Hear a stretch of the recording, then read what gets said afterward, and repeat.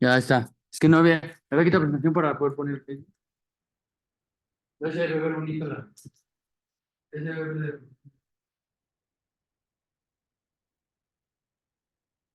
No, no, no. Sí. Pero se ve así. No, entra la diputada. Pero nada. Ese. Mira, pásame el micro. Sí, cómo no. Ya no tienes que echarle las luces, pues ya son Chicas, ricas. acérquense, ¿no? ¿Qué les parece? A ver, ahorita lo que llegan los demás. Tomamos nota de quiénes llegaron, ¿no, Ana? Y doctor, acá hay. El agua que está acá es para ti, ¿eh? Muchas gracias. Buenas tardes, muchas gracias. Bienvenidos, estudiantes, por favor, pasen. Bueno, pues vamos a llevar a cabo esta actividad académica. Tenemos el gusto de contar el día de hoy con la presencia del doctor Alejandro Cárdenas, él es académico de tiempo completo del Departamento de Comunicación y además entre sus funciones, él es el responsable de los laboratorios del Departamento de Comunicación, todos los laboratorios para todas las áreas del departamento. El profesor Cárdenas es el responsable, es el que administra y pone en orden todos los materiales para que se puedan cumplir los proyectos de profesores y alumnos. Y bueno, deben de saber, y ese es el motivo de esta charla, en esta materia de cartografías 2, que obviamente la inteligencia artificial, pues ahora hay muchos servicios para diferentes actividades, para imágenes, para texto, para muchas cosas. Y bueno, la universidad desde el año pasado, particularmente ya a partir de este semestre, por apoyo del doctor Cárdenas, solicitó licencias de ChatGPT Pro para que estuvieran accesibles para los estudiantes. Entonces, le pedimos que por favor nos hiciera una exposición breve que va a durar 20-25 minutos para aprovechar el uso de esta herramienta, además de los que ya tienen y pagan su servicio por vía celular o su computadora, también sepan que pueden utilizar este que está en los laboratorios de comunicación.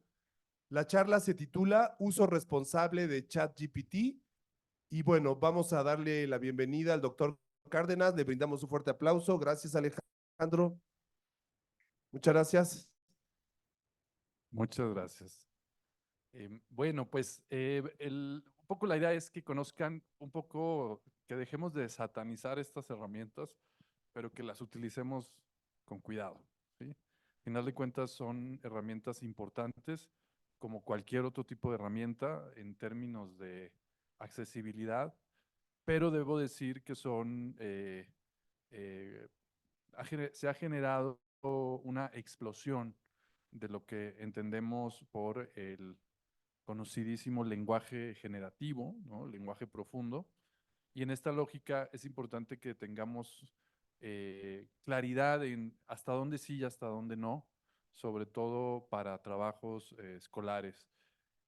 Para eso también es importante que tengamos cierta perspectiva de los orígenes, un poco de lo que hoy entendemos como la inteligencia artificial o en verdad son sistemas de chats conversacionales. Hay, digamos que, mucho trabajo en eso.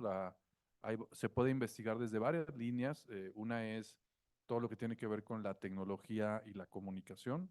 Desde ahí, otro tiene que ver con la relación interaccional entre humanos y equipos y sistemas. Y otro tiene que ver con todo el estudio que ahorita se está haciendo desde lo político, lo electoral, con la comunicación política y las famosas fake news o las famosas deepfakes, ¿no? O sea, digamos que podríamos pensar en tres cosas que son las que, de las que actualmente se habla. Hay un elemento relevante, y supongo que para ustedes debe de ser lo que es el tema del fraude o el plagio, ¿sí? Es decir, la posibilidad de que se utilice la herramienta para hacer trampa es más fácil hoy. Y eso, por supuesto, depende de cada estudiante. Cuando salió el 30 de noviembre del 2022, cuando salió ChatGPT, que generó mucho impacto por su elocuencia, por la capacidad de responder, por la facilidad, por una idea de una conversación en verdad muy clara, ¿no? Muy nítida. Y lo que hasta ahora ha sucedido, estamos hablando de un año y cachito, ¿sí? Un año y medio casi, pues ha sido algo impresionante, ha sido una explosión de plataformas, una explosión de herramientas, muy similar a cuando se generó el periodismo digital, el periodismo asistido por computadora, a inicios del 2000, ¿sí?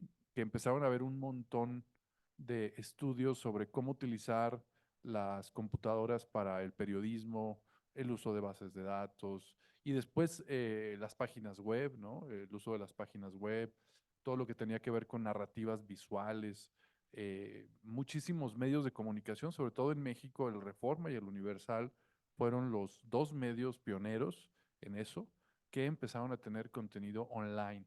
Entonces fue una explosión desde la parte tanto periodística como educativa. Y luego después, con las redes sociales a partir de 2006 y luego después y YouTube, que empezó a generar toda una dinámica de uso de redes sociales. Se generó incluso la figura del community manager. Me parece que para publicidad está bien dicho, pero para periodismo o para medios de comunicación podría pensarse como editor de redes sociales o editora de redes sociales. Entonces, yo le llamaría a esta una explosión similar. La cantidad de herramientas es impresionante. Algunas universidades ya han regulado, la Ibero ya reguló, más o menos a mediados del año pasado, generó un documento donde se dan ciertas pistas de parte de vicerrectoría. La principal pista, debo decir, ¿alguno de ustedes la conoce? ¿Conoce los lineamientos de la Ibero sobre inteligencia artificial? ¿No? Hay un código de ética, hay un reglamento de alumnos que está vinculado con el posible fraude, pero en verdad digamos que estos lineamientos son muy sencillos. Lo que plantean es, el profesor es el responsable de decirle a los alumnos hasta dónde sí y hasta dónde no pueden utilizar las herramientas de inteligencia artificial en su clase. Y tendría que decírselos al inicio del curso o en algún momento del curso antes de empezar a entregar trabajos.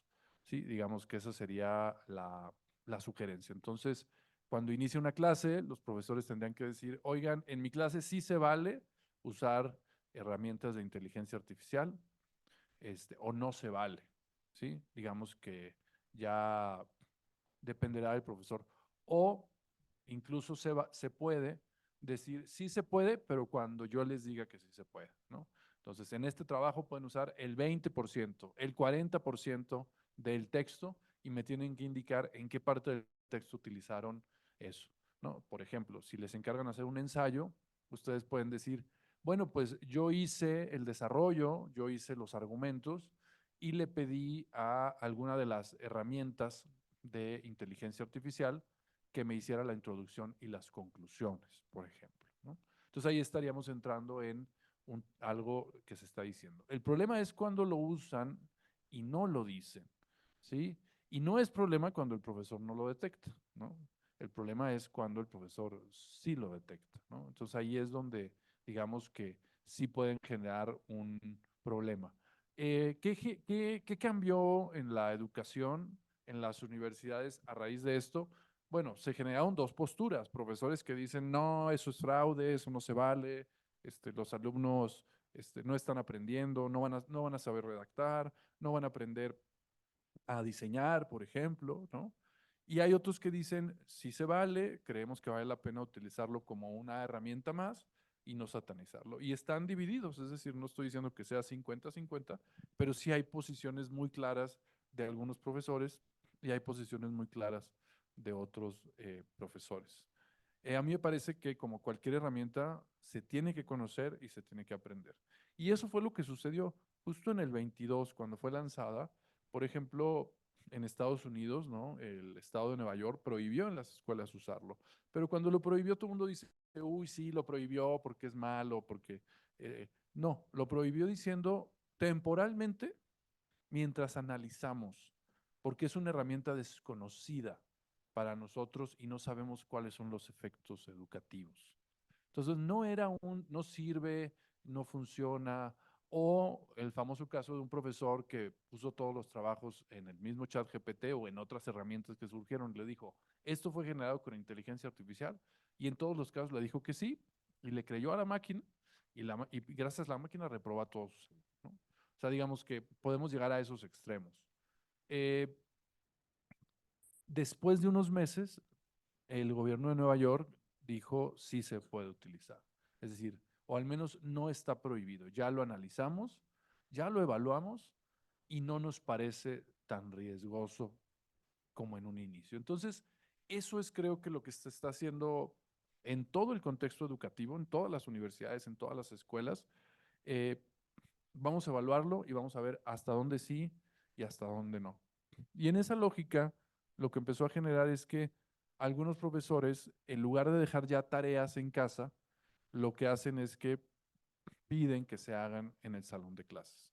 En lugar de poner exámenes de opción múltiple o de pedir que hagan un ensayo y que lo entreguen en Word, lo que hacen es que les dicen, ahora aquí en clase me vas a responder, y hasta les llevan lápices y hasta les llevan hojitas, ¿no? Porque algunos ya ni tienen.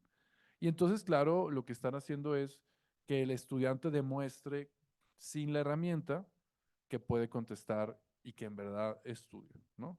Entonces, digamos que el, está cambiando la dinámica. Antes sí sabíamos que con Microsoft Word o con cierto copy-paste se podía detectar, pero hay programas, el mismo Brightspace, que es la herramienta que aquí se utiliza, y otros, te pueden decir si hubo cierto plagio o si se copiaron algunas frases completas.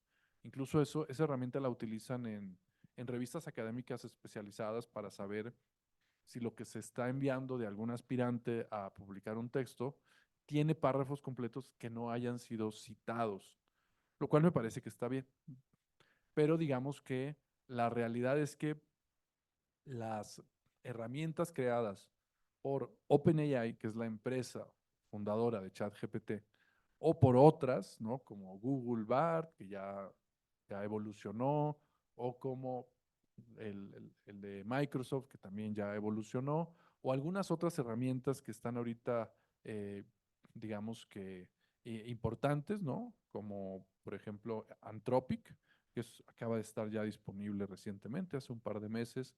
Eh, y, por supuesto, Dalí, que es la versión pagada, Midjourney, que es una de las versiones visuales, y muchas otras, Leonardo AI. O sea, podemos hablar de muchísimas, casi todas son gratuitas, pero las versiones pagadas, ándale, ahí estamos en el. Las versiones pagadas, digamos que son las que tienen mucha más capacidad, es decir, sí se nota una diferencia cuando tú estás utilizando ChatGPT 3.5 a cuando tú usas ChatGPT 4.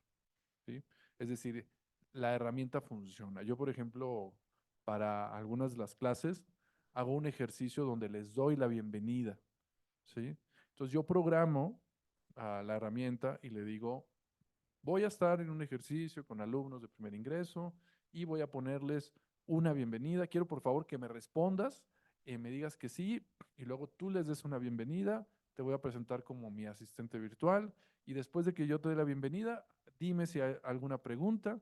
Yo te, o sea, medio le digo unas 5 instrucciones, y entonces cuando lo pongo en vivo, claro que algunos chavos dicen, "Ah, no les importa", pero otros sí dicen, órale, ¿no? O sea, sí está dialogando y sí está diciendo bienvenidos a la clase de cartografía, ¿sí? Pero con ChatGPT 3.5 medio se arrana y no me entiende cuando le voy dando instrucciones de preguntas. Entonces, digamos que sí es evidentemente una herramienta poderosa, y al hablar de poderosa significa que tiene capacidades de eso.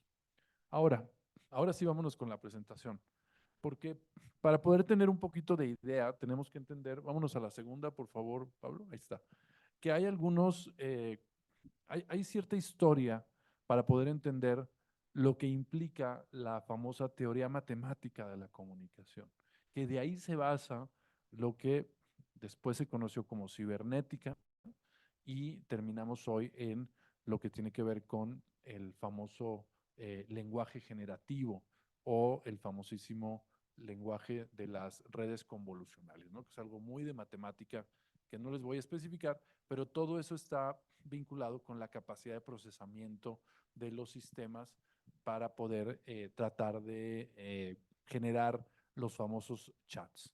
La lógica de los chats se volvieron muy famosos, pues porque generaron algo que en teoría se llama Instruct GPT, ¿sí? Que es generar chats de conversación con personas para poder responder a preguntas, ¿no?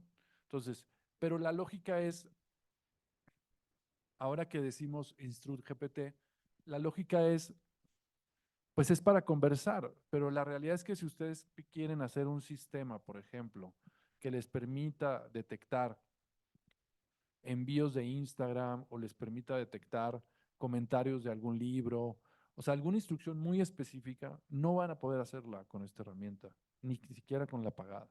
O sea, es más como para conversar.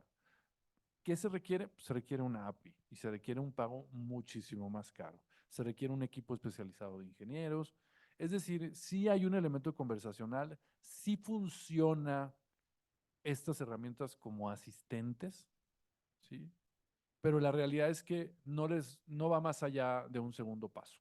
¿Me explico? O sea, resuelve cosas muy básicas, pero no va más allá de un segundo paso. Y para hacer eso se requiere estructura, se requiere pagar a un ingeniero especializado, se requiere tener a alguien que quizás sepa de lingüística, se requiere pagos muy altos, estamos hablando de miles de dólares o de cientos de miles de dólares, todo es en dólares. Entonces, digamos que ahí es la cosa, que parecería que es muy sencillo, pero cuando ya nos ponemos a querer hacer algo que en verdad funcione, ahí es donde se complica. Y ahí es donde dependes de empresas, pues ligadas a países occidentales, empresas de Europa, empresas de Estados Unidos, que están cercanas al capitalismo de plataformas, que son empresas con cuestionables porque a la par que nos están vendiendo un software, están vendiéndole software al ejército y participan en defensa. Y ahí es donde empezamos a decir, o ChatGPT, que inició con OpenAI como una casi fundación, un proyecto para ayudar a la humanidad, y pues ya le quitaron su lado filantrópico, se asoció con Microsoft, y digamos que ahora la empresa ya no tiene muy beneficios sociales, ¿no? Ya tiene más beneficios comerciales. Entonces, claro, probablemente la empresa empezó muy bien, tenía mucho trabajo con académicos, era valioso el trabajo que se estaba haciendo, y ahorita ya lo más seguro es que participe en defensa. Incluso hubo una desbandada de empleados que protestaron diciendo que la empresa dijo que nunca iba a trabajar para proyectos de defensa, y al parecer ya lo está haciendo. Entonces, ahí es donde entramos a las complicaciones.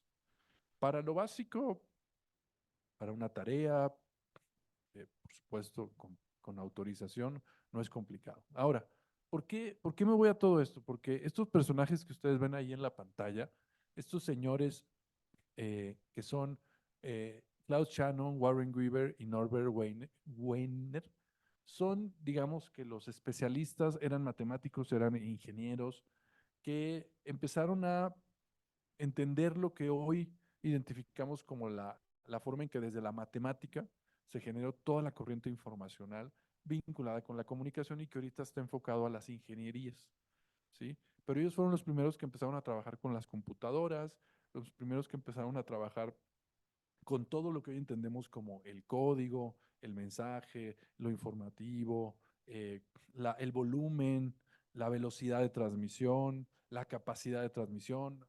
O sea, digamos, toda esa parte la empezaron a ver. Pero uno de ellos, Wiener, empezó con lo que hoy entendemos como la cibernética. ¿Qué es la cibernética? Es una parte de la teoría de la inteligencia artificial que plantea la relación humanos con máquinas, o humanos con animales, o animales con máquinas. Es decir, qué tanto la cibernética puede generar que crear un robot que sea máquina, ¿no? O sea, ahí es donde empieza la cibernética, desde lo neuronal. O sea, se empezaron a cuestionar y a preguntar qué tan importante podía ser esa exploración, ¿sí? Y le llamaban cibernética, pero por algunos asuntos ahí medio políticos, algunos asuntos que tampoco me voy a meter a detalles, el término terminó cambiando por lo que hoy entendemos por inteligencia artificial. ¿Sí? ¿Por qué? Porque suena más bonito, porque la realidad es que ha sido muy poco lo que se ha logrado. Es decir, hasta ahorita no hay una sola célula creada de la materia. ¿Sí? Es decir, de una mesa no se ha podido crear vida, ¿sí? De un micrófono se ha podido crear vida. Entonces, ¿a dónde se fue la corriente de investigación de la inteligencia artificial? Se fue a la eficiencia tecnológica, se fue a la computación, se fue a las redes convolucionales, a los sistemas computacionales, a los sistemas electrónicos. Y ahí es donde ahorita lo que ustedes ven como ChatGPT es un sistema extremadamente eficiente, pero no tiene una sola célula de vida. ¿Sí? No ha habido la famosísima historia de las metamorfosis de Ovidio de la Galatea, ¿no? Que es esta mujer creada a imagen y semejanza de un rey de Chipre, una zona, digamos que la antigua Grecia, que se enamoró de una estatua y gracias a ese acto de amor, entonces los dioses le dan vida. ¿Sí? La realidad pues es que eso no ha sucedido. Sí ha sucedido en la ciencia ficción, ¿no? Sí hay cyborgs, eso sí, de hecho nosotros somos cyborgs. Al usar un lente, pues estoy extendiendo las capacidades, como decía McLuhan, ¿sí? Al ponerle un marcapasos a alguien, le extienden su vida y quien tiene un marcapasos, pues algo tiene de robot, ¿sí? Al ponernos una prótesis. O sea, a eso sí llegamos. Y por supuesto, empezamos a hablar de una frontera. Alguien que tiene una prótesis de una pierna, ¿es humano o es mitad humano o es mitad robot? ¿Sí? El tema es que ahorita estos lenguajes que son muy complejos se están pasando a máquinas, pero en las máquinas no hemos llegado todavía a elementos tan complejos de la ciencia ficción, de que los robots tomen el control, que es algo demasiado exagerado, demasiado catastrófico, pero posible y real a futuro, no ahorita. ¿Sí? Entonces, vámonos a la siguiente, por favor. Los campos de estudio son, pues, ¿qué es una revolución tan grande como la eléctrica de los 20? ¿Hay quien dice eso? ¿Qué es una revolución tan grande como la nuclear de los 40? ¿Sí? Estamos hablando de eso, o sea, lo que ahorita estamos viviendo es lo que vivió el mundo con la generación de la electricidad, o lo que vivió el mundo con la generación de la, después la llegada del cine, la radio, o sea, digamos, son tecnologías que van impactando en la vida común, en la dinámica social, ¿sí? Pero, por supuesto, hay dos grandes bloques creadores de esto, que son China y Estados Unidos, ¿sí? Y, por supuesto, tenemos como objeto de estudio lingüística, sociología, psicología, antropología, comunicación, eh, y por supuesto la comunicación interpersonal. ¿A qué sigue, por favor? Em, Hay un autor que habla de que la lógica de los chats comunicacionales tiene mucha historia, aunque como les he dicho, no es lo más importante, es lo que se volvió masivo, ¿sí? Hay quien dice que cuando ChatGPT liberó su versión 3.5 de forma gratuita, fue como Prometeo, ¿no? Que le dio el fuego a los humanos. Pues la realidad es que Prometeo tenía motivos más sociales y ChatGPT no lo tenía.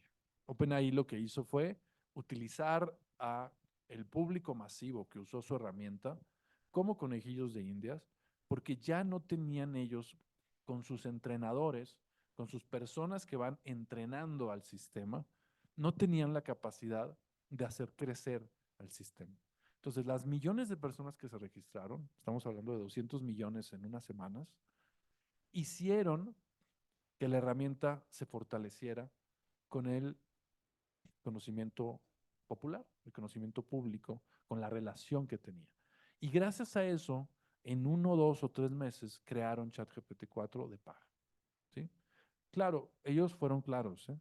Desde que lo lanzaron dijeron, queremos que nos ayuden a contribuir a esto porque nosotros ya llegamos al límite. Y claro, de una herramienta donde quizás tenían 100, 200, 300, 400 personas, que pues, es mucho, ¿no? En términos de dinero, a 200 millones, imagínense, ¿sí? Lo que implica, ¿no? O 100 millones, o 50, o 5 millones, lo que implica de aprendizaje. Entonces, eh, la herramienta 4 se hizo con ese aprendizaje de las charlas, ¿no? Entonces, a final de cuentas, debemos decir que la, eh, la lógica de los chats conversacionales son importantes. Hay autores como el juego de la imitación del famosísimo Alan Turing, otro proyecto llamado ELISA, que por ejemplo era un chatbot muy impactante, pero no estaba basado en lenguaje generativo, no estaba basado en semántica, no estaba basado en la lógica de la escritura que se va generando conforme va escribiendo y conforme van contestando, sino que estaba basado en la conversación, ¿no? Más la lógica de, pues como que medio de lo que te pregunte, tú contéstale así. Y fue pensado así, más como de la charla en el sentido y no de obtener información de una base de datos, de lo que se ha entrenado al sistema. Y se le llama lenguaje profundo porque va por capas, profundizando con millones de ecuaciones. Y el valor que tiene es que cuando ya aprendió a hacerlo con fotografías de radiografías, que pueden tener incluso más precisión que un doctor al ver una radiografía, ahora lo puede hacer con las fotos de un archivo histórico. Es decir, el aprendizaje ya lo tiene el sistema. Solo le estás dando material diferente. Entonces es, por supuesto, valiosísimo rescatar archivos de fotografía que probablemente sean miles de fotos que en alguna parte no hay personas que lo puedan hacer. El problema es que para hacer eso, probablemente tengas que pagar por un software y te puede costar mucho más caro ese software que haber contratado a 50 personas que lo hicieran.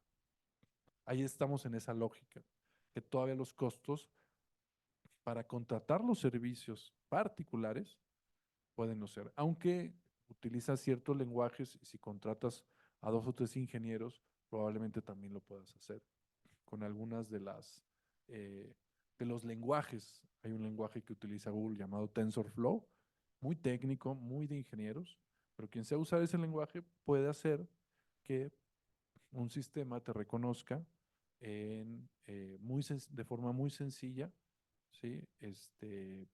Archivos históricos y te los describa, por ejemplo. ¿A qué siguen? Entonces, por supuesto, estamos hablando de interacción entre máquinas y humanidad, ¿sí? ¿A qué sigue?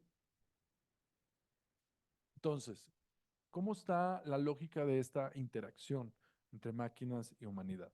Bueno, estamos hablando de que la interactividad es la característica central de los medios digitales. Evidentemente, todo es interacción.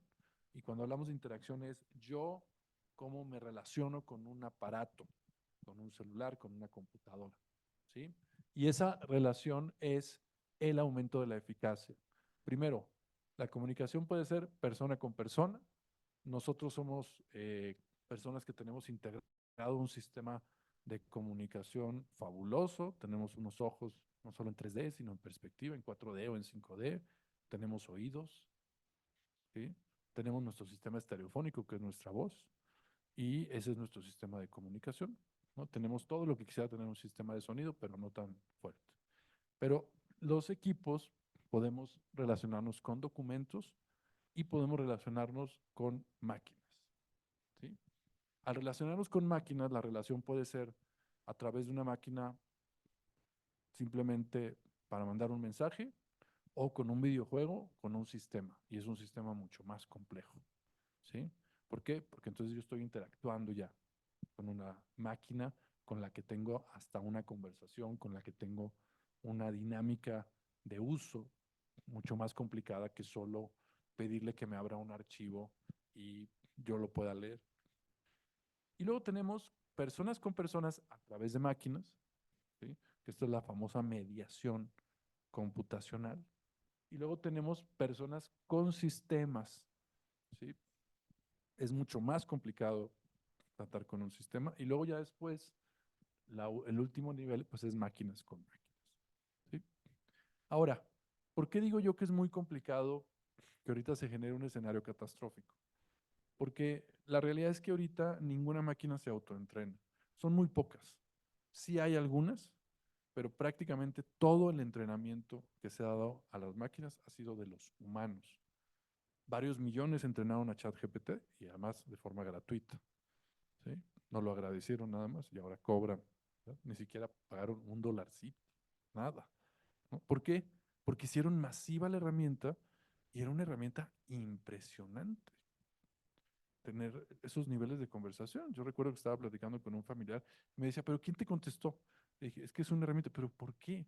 ¿Cómo me hizo un plan de viaje a Los Cabos? ¿Cómo puedo decir hasta cuáles son los restaurantes en los que yo puedo ir a cenar? Dice, esos restaurantes sí coinciden con el plan de viaje que yo había hecho. Y me lo dio en un minuto. Es como que no le resultaba lógico, pensaban que había truco, ¿sí? ¿Por qué? Porque no estamos acostumbrados a convivir con tecnología tan avanzada. Siguiente, y ya para cerrar. Bueno, pues no es un tema nuevo, hay oportunidades. La que sigue, vamos rapidísimo a los prompts. Hay ahí un proyecto importante de la Asociación Internacional de Telecomunicaciones, AI for Good, para proyectos sociales. La que sigue. Para bien, todo eso puede funcionar para el medio ambiente, la empatía, la ética, el arte digital, lo social, también para la guerra, ¿sí? Pero también para bien. ¿Sí? Y vámonos a los problemas. Hay una mala percepción, ¿sí? La que sigue. Y ah, la que sigue para ver lo de los prompts. Bueno, aquí está. A final de cuentas, lo importante es que la interacción sea, ¿sí? Muy pensada en un asistente. Entonces, las preguntas que ustedes hagan tienen que ser preguntas muy claras, tienen que ser detalladas, tienen que tratar de redactarlas bien a la hora de hacer las preguntas, ¿sí? Eh, Pueden ustedes incluso pedir a la herramienta o al sistema que les ayude a mejorar su propia pregunta. Es decir, ustedes le pueden decir, eres mi asistente virtual, que por de facto lo es, pero no te lo dice. Y de aquí en adelante, las preguntas que yo te haga, mejóralas. Y pregúntame si quieres que utilice la pregunta mejorada o no. ¿Sí? Entonces, con eso, a ver, fue entrenada para recibir preguntas y para dar respuestas. Claro que tiene la capacidad de ayudarte a mejorar esa pregunta, ¿no? Entonces, no es solo preguntas y respuestas, sino ampliar, procesar pensamientos y refinarlos. Es decir, una pregunta-respuesta no sirve. Hay que hacer otra y otra. Está diseñado los sistemas para responderte con siempre 3 o 4 párrafos. ¿Por qué?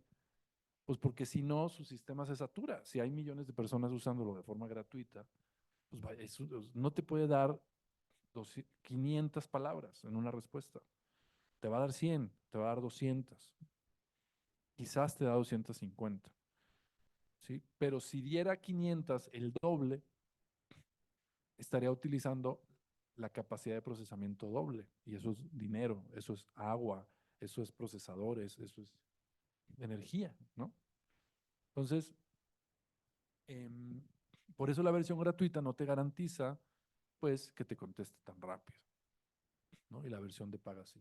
Entonces, ahí lo importante es que cuando haces una pregunta, hay que refinar la pregunta de nuevo. Y dentro de la misma respuesta está la forma de refinar. Es decir, si le dices, quiero que me digas cuáles son los tipos de música que escucha los jóvenes, ¿sí? Pues les pueda decir reggaetón, les va a decir rock, les va a decir pop, les va a decir quizás clásica en algún caso, puede que les diga algún otro tipo, y ahí es donde ustedes tienen que refinar y decir, a ver, dime cuáles bandas de rock ubicas como las más populares. Y luego si les da una, ¿por qué esa? A ver, dame otras opciones. Entonces, la lógica lógica es pregunta tras pregunta tras pregunta. Ustedes pueden ir obteniendo información valiosa. Incluso pueden decirle, a ver, dame tu fuente, ¿de dónde sacaste esa información? Y, él muchas veces te va a decir, no, yo no puedo, no, yo no tengo la capacidad de darte fuentes. Yo soy un sistema de lenguaje generativo que no puedo estar citando todo.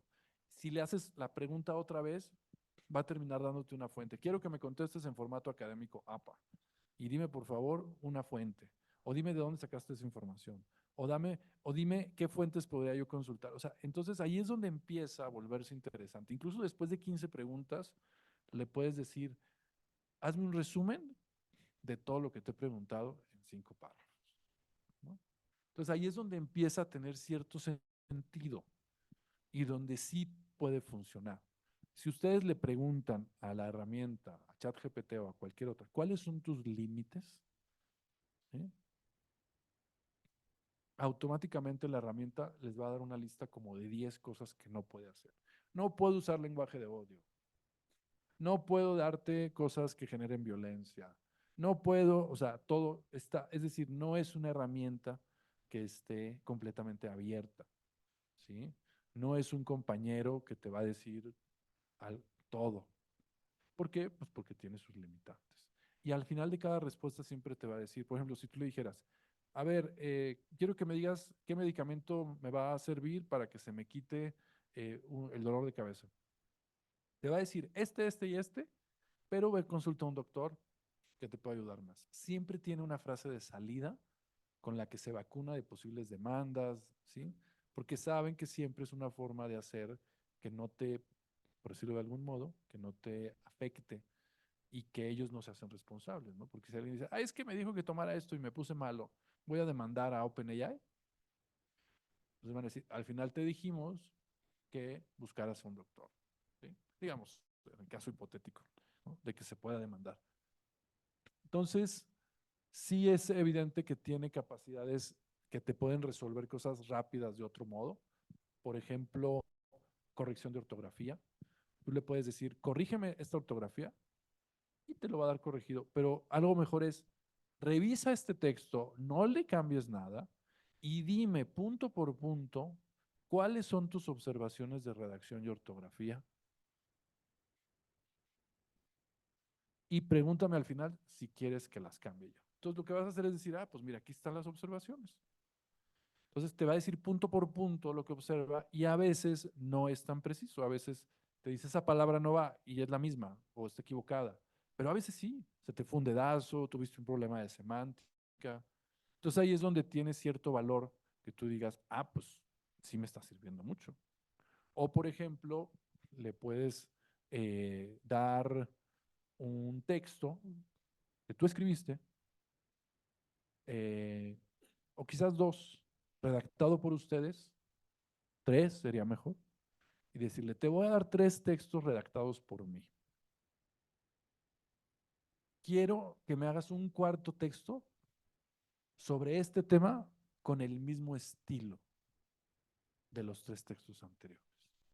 Entonces, ahí no hay, digamos que, un estilo propio de la herramienta, sino que está utilizando las técnicas tuyas para escribir para generarte un nuevo texto, ¿sí? Entonces ahí ya hay un entrenamiento. Ya no es, dámelo y pongo un párrafo y no leo nada. No, ahí es, yo ya hice 3 textos, yo ya le mandé información valiosa y esa información me la responde con algo. Es un entrenamiento mínimo, pero yo estoy haciendo que me entregue algo diferente que a nadie más le va a contestar, porque ya tiene el ejercicio de 3 ensayos que yo hice. Y por supuesto que va a ser muchísimo más claro. No para engañar al profesor, sino para que ustedes puedan tener una idea de por dónde pueden darle para avanzar. Y por último, las peticiones o los prompts o las solicitudes, como le quieran llamar, son primero, cómo hacer cosas que no podíamos hacer antes. Hay que darle forma a las ideas. No necesitamos ser programadores y sí nos puede terminar entregando código. Sí le pueden decir, quiero que me hagas el código para una impresión en 3D. Y tienes que decirle qué programa, puedes hablar con algún amigo que sepa diseño y te puede generar eso Podemos programar para hacer arte, para mejorar nuestra escritura y, por supuesto, tiene sus limitantes. Y la última, Pablo, ya para cerrar. Entonces, ¿cuáles son las limitantes? La integridad académica, el pensamiento crítico, está entrenado por personas de países occidentales con dinámicas de la cultura occidental y con algún tipo de sesgo que puede tener que ver con moral, puede tener que ver con algunas cosas, ¿no? Es decir, ahí si ustedes le dicen, eh, ¿cómo le hago para generar una bomba? No les va a contestar, porque tiene el entrenamiento de ciertas cosas. Pero incluso si buscan, por ejemplo, en la clase nos pasó que empezamos a buscar algunos textos sobre literatura latinoamericana y no los detectaba. Pero cuando le poníamos literatura española, todos los autores los identificaban. ¿Qué significa eso? Que en el entrenamiento que le dieron a la herramienta, había mucho más contenido sobre literatura española que sobre literatura latinoamericana. Y eso no significa que los autores latinoamericanos sean mejores o peores o menores. Simplemente que cuando le dieron el entrenamiento no les apareció y eso es un sesgo. Porque si tú preguntas cuáles son los inicios de la novela modernista en América Latina y cuáles son sus influencias, probablemente no tenga idea de qué contestar y te va a dar influencias solo españolas, por decir un ejemplo. ¿Sí? Eh, Afectaciones laborales, por supuesto que sí, aunque las empresas digan que no las tienen, sí va a haber y sí puede afectar muchísimo.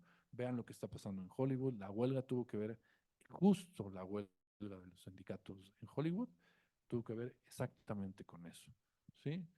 Falta de protocolos claros, privacidad y seguridad, es decir, mm, eh, hubo un momento donde muchas personas de empresas tecnológicas empezaban a usar ChatGPT para generar código y revisar código, y ese código se empezó a hacer público.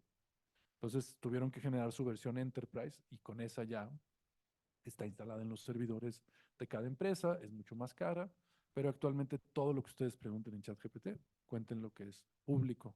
Actualmente hay graves problemas de privacidad que han ido mejorando. Y las fuentes no exactas, que ya lo vimos, y el uso de software. Pues con esto terminaría mi plática. Cualquier duda o comentario, adelante. Muchas gracias, Alejandro. Pues un aplauso. Público asistente, preguntas, comentarios. ¿Saben dónde está disponible las licencias? ¿En qué computadoras?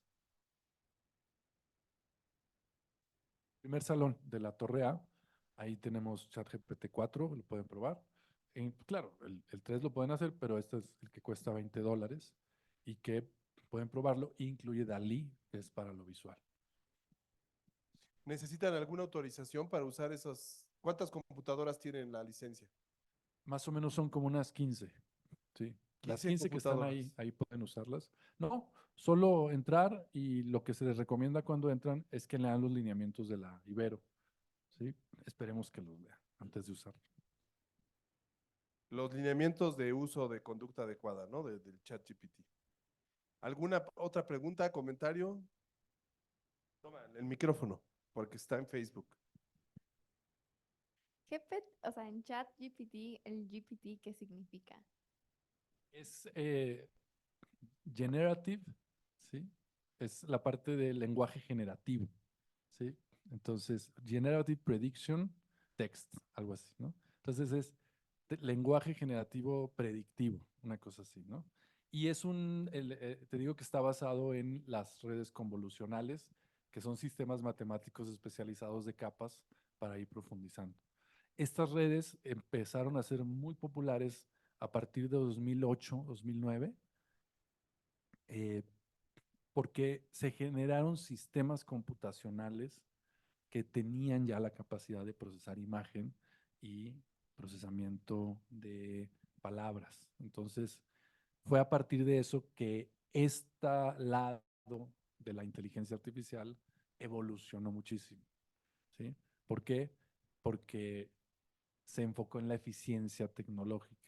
Como les digo, se perdió el estudio biológico neuronal, ¿sí?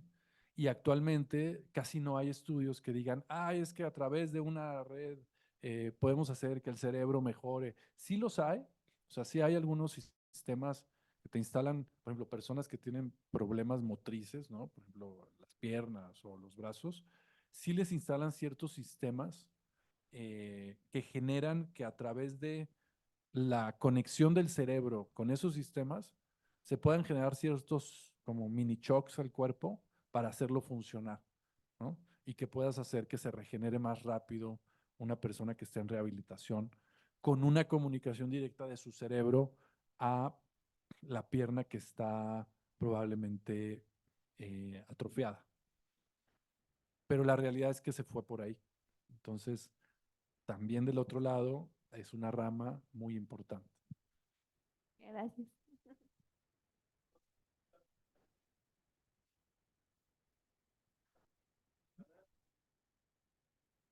Espérame, tengo que pasar La profesora Ana tiene una pregunta.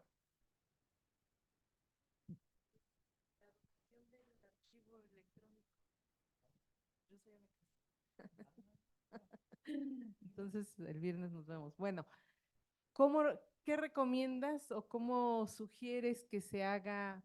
Yo soy de la vieja escuela, pues soy del siglo XX, ni modo que no. Pero ¿cómo recomiendas entonces que se haga la apertura? O sea, ¿cómo da un tip para decir, está bien, usen esa herramienta y ayúdense? ¿Cómo, no? ¿Sí me explico? ¿No? ¿Cómo debemos de tomarlo nosotros? Gracias, excelente exposición. Muchas gracias. Creo yo que, o sea, hay una parte muy filosófica valiosa de, de lo que significa que los seres humanos estamos en una transición a ser robots, ¿sí? Entonces se habla de que dar de la materia muerta, dar vida, hay elementos de una frontera, ¿no? Desde lo filosófico. Y eso está muy padre porque tenemos que ir entendiéndonos como seres que estamos aceptando vivir con la tecnología de la mano, con las implicaciones que eso tiene, ¿no? La lógica del cyborg. Y en esa lógica podemos nosotros hacer contenido valioso, o sea, generar cosas valiosas como rescatar un archivo, pero sí se requiere apoyo de personas que conozcan de programación, ¿no? El famoso TensorFlow que yo les decía, ¿no? Entonces, por ejemplo, hay una herramienta que les recomiendo que la busquen, jóvenes, se llama Teachable Machine, y es Teachable Machine, es de Google, y esa herramienta lo que genera es que tú entrenas a el sistema para que pueda detectarte movimientos físicos o voces. Entonces, lo que tú haces es, y te saca código. Lo que tú haces es que puedes grabar tu voz y luego grabarla de otro colega y luego grabarla de otro compañero. Y a la hora de que lo pones a correr, cuando habla uno, te dice quién está hablando. Y cuando habla otro, te dice quién, ¿no? Porque tú le diste un entrenamiento previo, ¿sí? Pero cuando sacas el código, eso lo puedes utilizar después, por ejemplo, para un arte digital o incluso para reconocer a personas en algún proyecto importante. Y así como está eso, puede ser para reconocer fotografías. O hay otro sistema que ahorita es muy popular y que ya le está yendo muy bien en términos económicos, se llama Runway ML, que es el fin de la pantalla verde. ¿Por qué? Porque es una herramienta que te hace que una persona a la que grabas, le puedes dar una foto, le puedes cargar un video, toma solo las siluetas y te puede poner cualquier fondo con una precisión en el contorno hecho con herramientas de inteligencia artificial, con un entrenamiento gigantesco. Runway, así como se dice, run, de correr y camino, ML. Entonces te da una precisión que antes los diseñadores tenían que estar ahí en el contorno y tardaban 20, 30, 40 minutos y que para un video era complicado.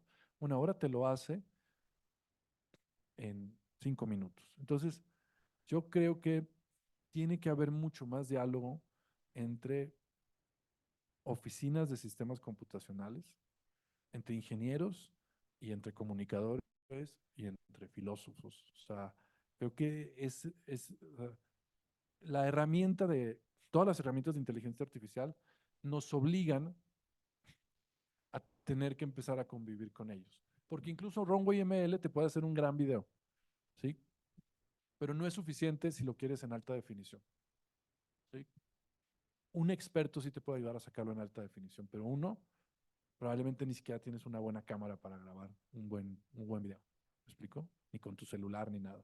Sino que necesitas un muy buen equipo, necesitas una tarjeta de video especializada para poder hacer algo bien.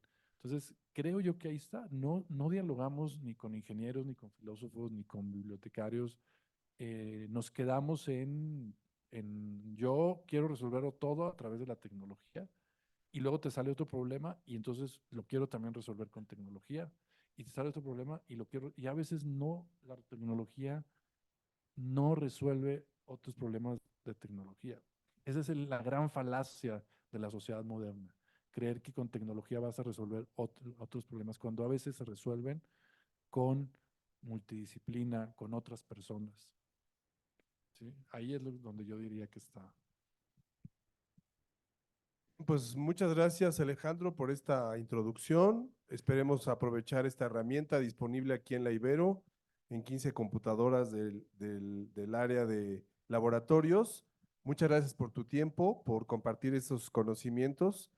Y bueno, esperemos que además de esta herramienta, pronto tengamos otras. Ya nos irás diciendo qué va llegando para que los estudiantes la aprovechen y aprendan a convivir con esta herramienta para hacer trabajos académicos o creativos. Es perfectamente válido, insistiendo, siempre y cuando declaremos transparentemente que lo usamos. El problema es el engaño, el problema es ocultar que lo utilizaste. Mientras digan abiertamente, lo usé para esto y esté declarado en el trabajo, es perfectamente válido y aceptable, ¿no?